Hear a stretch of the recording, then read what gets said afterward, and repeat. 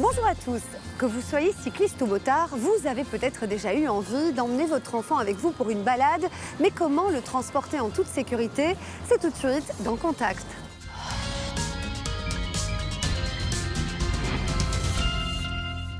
En Belgique, un enfant de moins de 3 ans ne peut pas être transporté sur une moto ou encore un cyclomoteur. Il faut même attendre 8 ans pour transporter votre enfant sur des cylindrés à partir de 125 cm3 et il faut utiliser ce type de siège jusqu'au moment où votre enfant touche le repose-pied. Enfants et parents doivent évidemment porter un casque et des vêtements de protection. Focus à présent sur une grande tendance. Depuis quelques mois, on les croise à chaque coin de rue, les vélos cargo. Qu'ils soient électriques ou classiques, comment y transporter vos enfants en toute sécurité? Testaché a réalisé une enquête justement sur les vélos. Est-ce que vous pouvez nous la résumer? Alors, on a fait un crash test sur 5 moyens de transporter ses enfants à vélo. Alors, les résultats de ce crash test, c'est que le moyen le plus sûr, c'est de transporter ses enfants à vélo sur un siège arrière, un bon siège arrière qui protège bien en cas de chute. Alors, l'autre façon qui était assez sûre, c'est également la petite remorque à l'arrière du vélo, parce qu'effectivement, la collision est plus forte, mais au moment où la remorque tombe, eh bien, les châssis restent fermes, les ceintures restent bien attachées, donc les enfants sont bien protégés. En ce qui concerne justement les moins bons élèves, alors, les moins bons élèves, c'était les vélos cargo avec un bac à l'avant. Pourquoi? Il y avait en fait deux problèmes.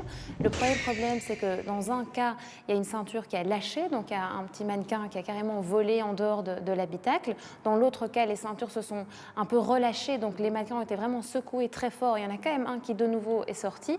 Et alors, l'autre gros problème, c'est que quand ça se renverse, ça glisse très loin sur la chaussée et donc là ça risque évidemment un deuxième accident, une deuxième collision avec un autre véhicule qui arriverait. Et celui qui a eu les moins bons résultats de tous, c'était le petit vélo qu'on attache à l'arrière d'un vélo adulte avec une tige, parce que là la collision au niveau des jambes et du bassin était très forte et quand l'enfant tombait, il tombait sur sa tête, sur l'asphalte, donc ça c'est vraiment une situation à éviter. De manière générale, quels sont les conseils qu'on peut donner aux parents qui veulent transporter leur enfant à vélo? Alors les conseils généraux, c'est bien choisir un siège vélo quand on décide de transporter son enfant à l'arrière de son vélo. Toujours mettre un casque, toujours, quelle que soit la durée du déplacement. Idem, attacher l'enfant quand ce système est disponible. Mettre un gilet de sécurité, ne pas hésiter pour qu'il soit bien visible. Également un petit drapeau qu'on peut mettre en particulier sur la remorque à l'arrière du vélo. Et alors, bien vérifier toujours que l'éclairage du vélo fonctionne correctement. Camille, quels sont les conseils qu'on peut donner à nos téléspectateurs lorsqu'ils veulent choisir un casque pour leur enfant? Alors déjà, se dire que le casque est effectivement nécessaire. Ce n'est pas obligatoire de porter le casque en Belgique pour faire du vélo, mais vraiment recommandé, surtout pour les enfants qui ont encore des cervicales très fragiles. En cas de chute, ça peut vraiment leur sauver la vie.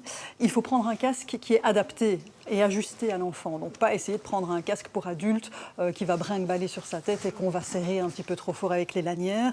La taille du casque, c'est en fait la circonférence de la tête de l'enfant au niveau du front. On prend le casque et on l'adapte bien avec la petite molette qui permet de l'ajuster. Bien attacher les lanières, également, elles sont ajustables.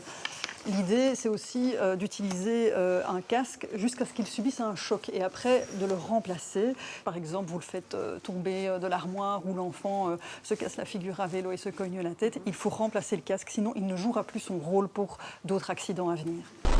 En résumé, avant de prendre votre enfant avec vous, assurez-vous que vous pouvez effectuer le transport en toute sécurité. Contact, c'est terminé pour aujourd'hui. À la semaine prochaine. D'ici là, bonne route!